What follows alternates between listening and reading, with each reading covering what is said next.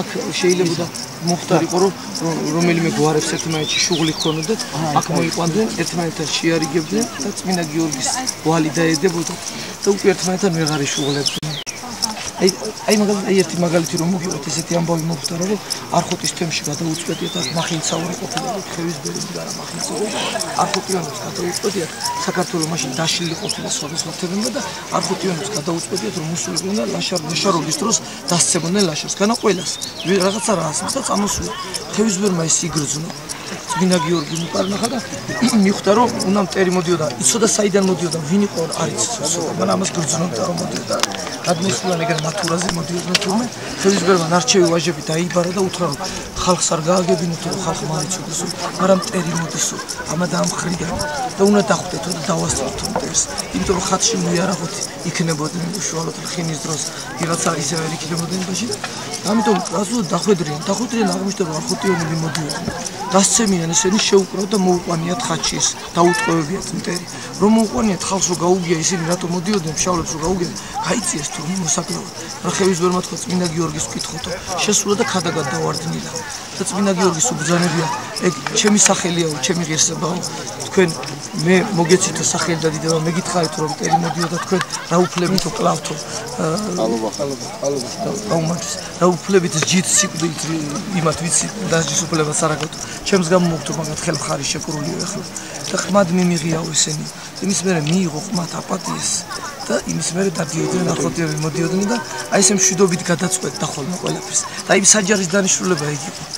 მეორე დაგანამოვალ მე მოხეული ტრადიციული ვეღარ როგორ ადა